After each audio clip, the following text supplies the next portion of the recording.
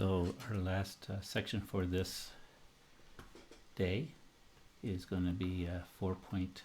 What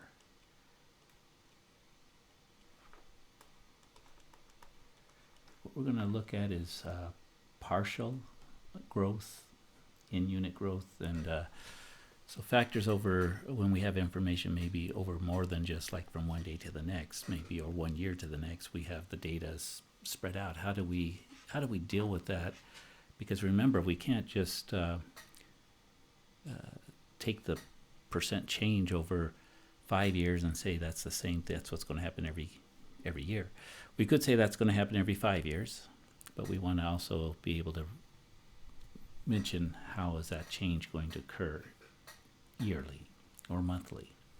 So let's take a look at this. We'll start with thinking about what does it mean when we have a base to an exponent x. Well, x is how many times we multiply by b if it's an integer value. So that really means b times b times b x times. So b to the 5 would be 5 times, b times b times b times b. What's 4 to the 3rd? Well, that's 4 times, not 3, 4 times 4 times 4. So 4 times itself 3 times. So that's what we get with exponents. What about if we had not integer value exponents, but fractional exponents? What does that mean? It means we multiply 9 times itself a half of a time. Whoa, what does that mean? Well, it really means square root. And what we're going to do is we'll take each of these and let's bring out our calculator.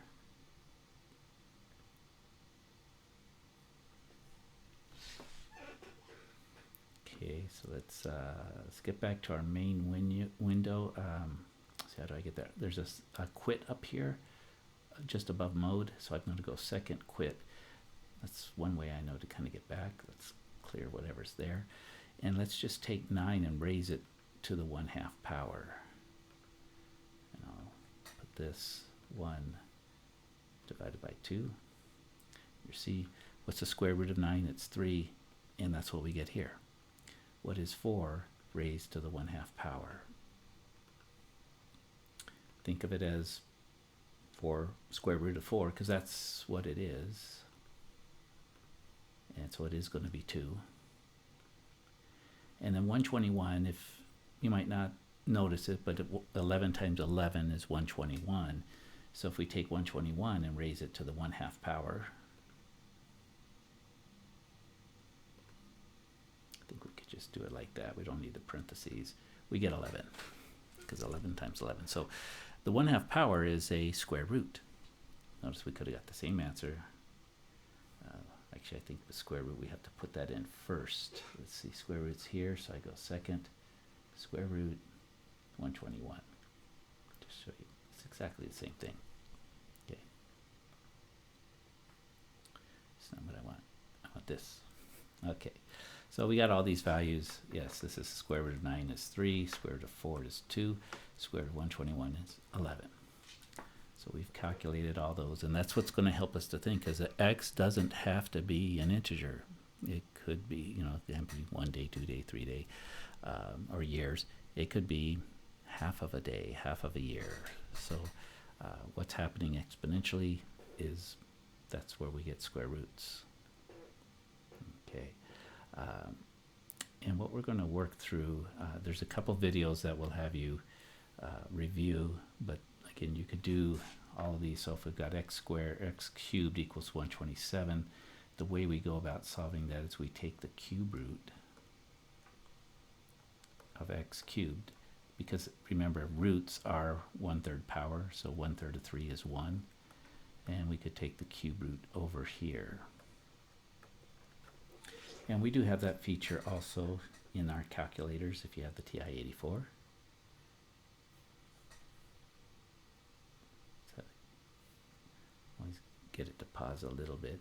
So where that is if you go to the math key. So first, let's maybe plug one in. I'll put 27 No, I think we have to get the root first. Okay, so we go to math, and notice we do have a cube root. If it's like a fourth root or fifth root, we will use number 5, and then you have to put that number in there.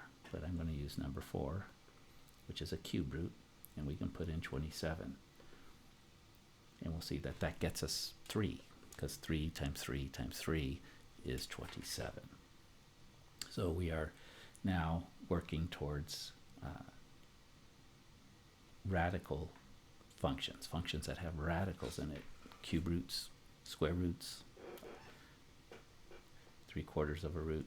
And again, I encourage you to work through those. What I want to do is I want to go with an example that we have that will express how we go about getting these factors.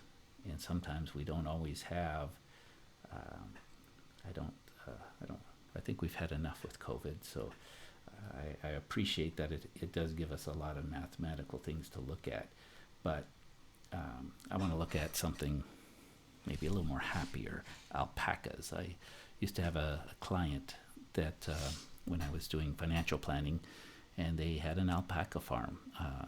Evidently, they have very good wool, so you can raise the alpaca in certain parts in the U.S. They usually come from South America, is where their big homeland is, but they brought some up and were raising them for their wool. So here's an alpaca farm. So this particular farm in Canada, they had 218 alpacas in 2004. After 8 years, they had to decrease down to 187. We don't know how. Maybe they sold some. But what we can do is we can take a look at what would the 8-year growth decay factor be. So for over 8 years, they had 218. They have 187 down in the future, so we can just do that with 187 divided by 218. Okay, and that's going to give us an 8-year percent change. And so let's go ahead and do that.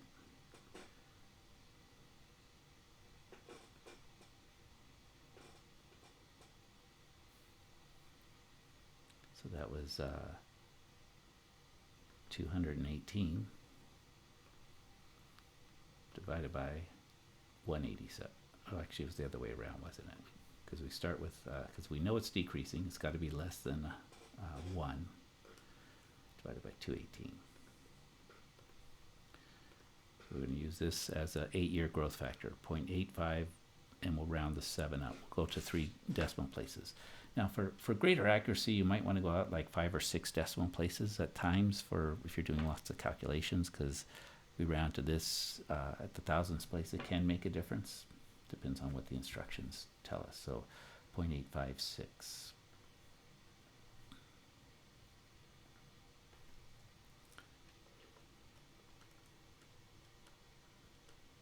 So 7, we round up, 858.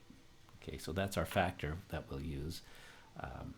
And so the number of alpaca on the farm on January 1st, 2012 was what percent of the number of alpacas on the farm? So it was only 85.8%, because they had decreased by, if you do the math, about 14.2%. I believe that is 85.8. And so what is the 8-year percent change? It changed by 85.8%. See, that's what they come up with. They did. But we also have to kind of learn to work through here. Let me get my marks out of here, I guess. If I can erase mine, that's what they've got. So yeah, that's, yeah, I forgot percent change, so that's a 14.2. So that's subtracting it from 100. That's how far it went down. We only have 85.8%. So the change is subtracting it from 100. So do 100 minus 85.8, or 85.8 minus 100 gives you the negative value. But we know it went down, so either way, we end up with a value of 14.2 percentage, And we know in this case we decrease, so we'll have it as negative. Okay, and we're going to see how we can take this value. Now we don't set up an exponential that's based on an annual rate with this 0.858 because this is an 8-year rate. So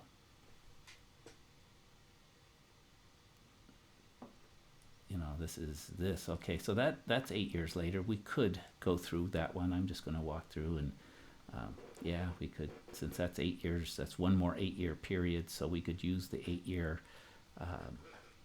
factor and come up that, well, if this things continue over this span, 160.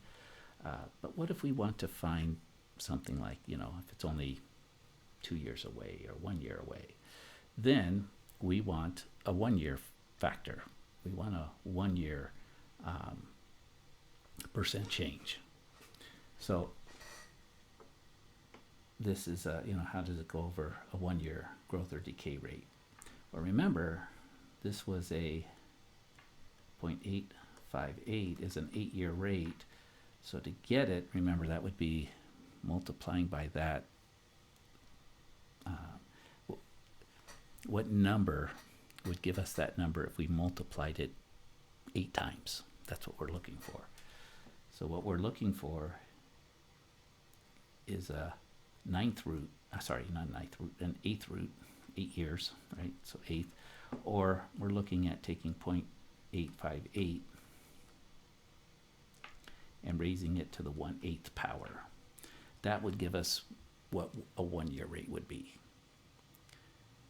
And then percent change, once we have that, we can then calculate what the percent change would be, and we'll do that. So we've got to need to get an 8th root or raise it to the 1/8 power, whichever is easier depending upon the calculator you have. Again, with the TI-84, there is a feature that allows you to do an 8th root, and so we can use that with math. I'll show you how that works. That's number 5. Notice it gives me that, so I do 8. So that's 8 years, and then I do 0.858.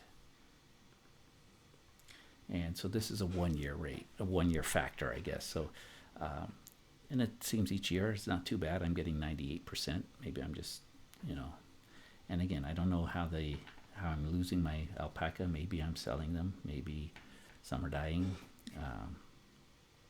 Maybe some are being born, but maybe more are dying. So it's hard to tell, but 0.981. And now we should be able to do the rest of the calculations without the calculator. So 0.981, that's our 1-year factor. And again, if you raise it to the 1/8 power, you will get the same answer. So the 1-year percent change, again, think of that as 98.1. So we take 100%, we subtract 98.1, and that's almost 2%, but it's 1.9%, and it's a decrease. So decreasing about, again, rounded off 2%, but 1.9% change. So if we want to define the function that relates to the number of alpacas T farm, assume the alpaca population continues to change by the same decay factor. I think what we really want to do is not have it sort of constrained to just an 8-year period. So we start with 218. And what we want to do is we want to use that 1-year factor, 0.981, and raise it to the t power.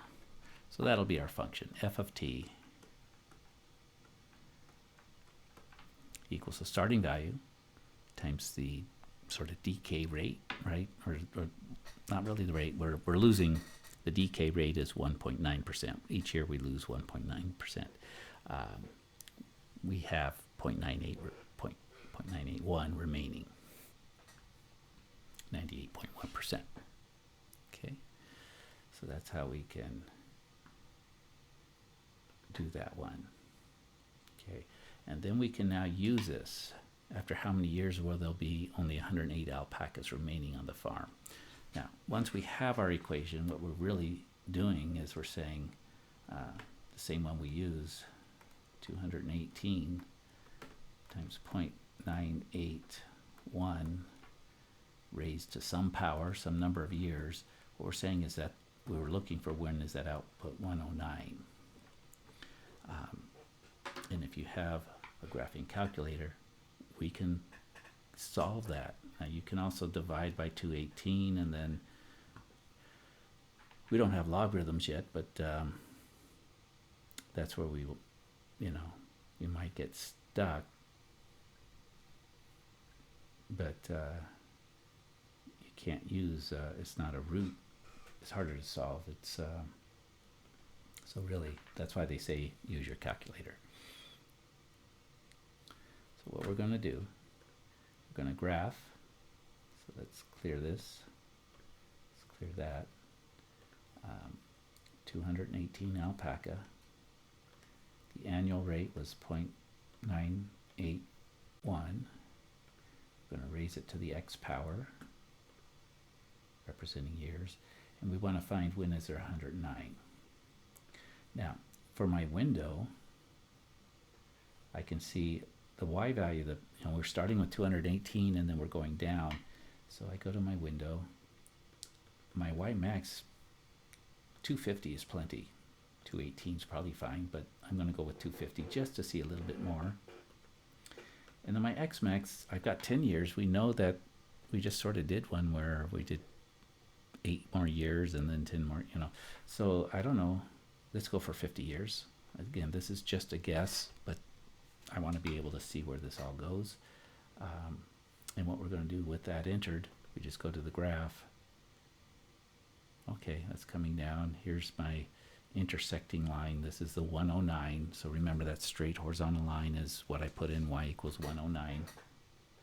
And all I have to do is find where they intersect. So I go second calc, and I'm going to do number 5, intersect. And again, remember, it goes first curve. It's asking a question. It's got a question mark, and we say, yes, it is, by hitting enter. Second curve, yeah, that's the second curve. Y equals 109, enter.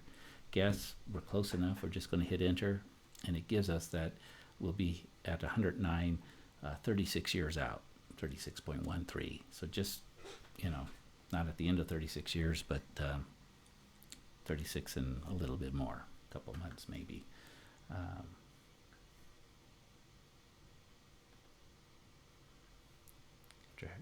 How many total years? 36.1, I guess you could put. And let's see what they give us. So yeah, they give us the words there. That's what we did. How are they getting? Did I put that in right? They got 71.8 years. Oh, what did I?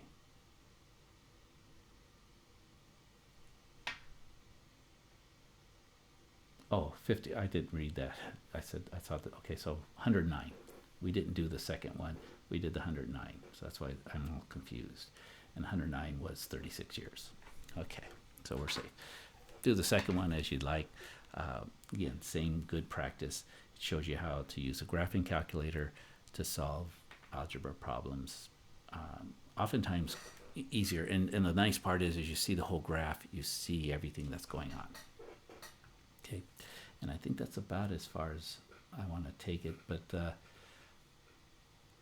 after how many years will a herd of 120 alpacas decrease to 60? So if this is the same thing happening, all we have to do is we change our equation a little bit by starting with 120 and going to 60. Now, we could also use that to figure, because, right, that's a half time, but what I would do is, the rate is what's so important. I would just come here. We've got 120. We want to find out how many years until we have 60.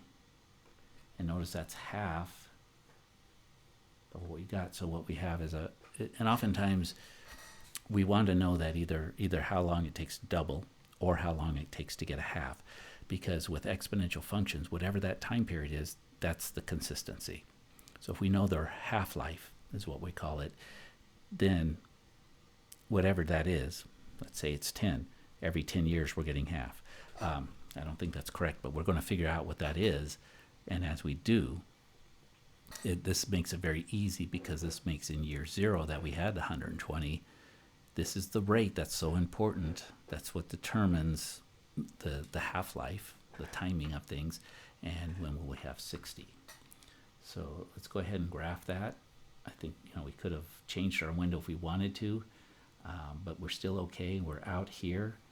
So again, we can just go second calc. We go down to the intersect, number 5. It's a very useful tool. Enter, enter, enter, and it tells us 36 years, and we probably could have related it to that last one. I did, the 109, 218 to 109. Yeah, that's 109 is half of 218. I just didn't spot, I didn't see that, but I see the difference. I see that 60 is definitely half of 120, right? How many of you saw that 109 was half of 218? Good for you, if you did. If you didn't, you're like me. It just didn't pop out at me. So we've got a half-life of 36 years. So that means every 36 years, half of our alpacas will be gone. So another 36 years, the 60 will become 30. That's how exponential growth works. Of course, what might be nice is to figure out why we're losing our alpacas and to get that fixed. Make it so that they're growing. If we're selling them off, maybe we should keep a few more. Or something, whatever is causing our alpaca herds to go down. Let's get it fixed, and not let's just accept that we're going to have to lose 2% of our herd every year. Okay, and again, we can do that with. There's other examples to go through, and they give a 1-month decay factor and such, so you can take the same process and apply it to these other time periods. I think we're going to end there, because in the lesson itself, under 4.4, partial and unit growth, there are some good videos. And what I want to introduce you to is go into the lesson. These are not YouTube videos, so I don't have links to post them. They're actually, they reside in iMath. So come down, there's some examples to work through, but if you keep going down, am I in the homework? I did. I grabbed into the homework. Sorry about that. So they're so close together. So let's see, 4.4, the lesson. And again, the lessons are a way to learn and explore with them. So they have a lot of the things we've been talking about. They're very valuable. They'll help you. But I don't know that you need to work through every single one of these examples, but I would come back in, and because a lot of these, what they do is here's all these examples, and then sometimes they follow it up with a video afterwards. If you want to just watch the video in advance, it might save you some time. Now, let's see if this works. I'm going to play the video. In this video, we focus on using a growth factor can change the speed to determine growth factors for larger intervals. For example, given an annual growth factor, we will examine how to find growth factors for longer periods of time, such as 5 or 10 years.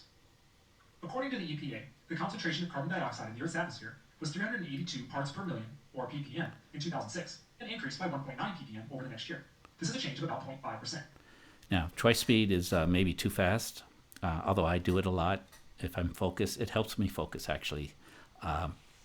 So I do it. I listen to a lot of videos and stuff at twice speed, and just then instead of 8 minutes, it's only 4 minutes, and I'm more focused. If I take the 8 minutes, I find sometimes my mind tends to wander. That's just how my learning goes sometimes. And so I want you to see that within here. And YouTube has the same thing. You can speed up the video. Find the one that works for you. A lot of times, depending upon who's speaking, because some people speak faster than others, I speak slowly. I think you could probably almost do mine at 3 times and you'd still be able to understand me. But figure out what works for you. And then sometimes if it's dense content, you may want to slow it down. So sometimes listen at regular speed or 1.5 or 1.25, whatever needs. But notice that is an option.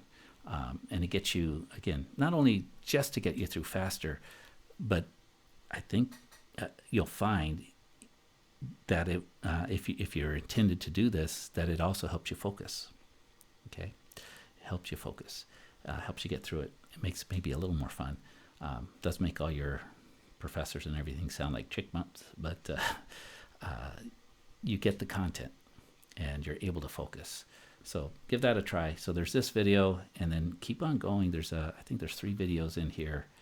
There is some activities too where you're able to go through, and these are the nice parts, because if you read through those, you can see, okay, you see how things are changing. This time period is the doubling time, and so you see that no matter what it is, it's from one to the other. I think it's the doubling time, or you have to read through anyway. So they'll, again, there's these, here's, same amount of time as going by. So you can slide through those. It's got those, and then here's covariation of quantities, factors, partial factors, kind of going through the same type of deals. So the lessons have everything you want. Go through the alpaca farm one. We will focus on the following goal. So, I try to do a few of them so you have examples, but then also they've got these videos here. So give you a little bit to get you started, give you some direction on it, and go through the lesson, work what you need to, and then start into the homework. I see some of you have both of them open. I don't know that math operates real well when you try to input into both. But you can keep both open as you work through the homework. You'll see that there's a very close relationship between the two. And that's why, as long as you finish up the homework, I'm confident that you've gone through and learned the lesson as well. Okay, so we're going to end today's lesson here. And these 3 units, keep working through them. You've got through the weekend. But again, it'd be nice if you have the 5 units we had scheduled for this week done by Sunday, so then Monday we can start on the new material and you're all ready to go. Thanks.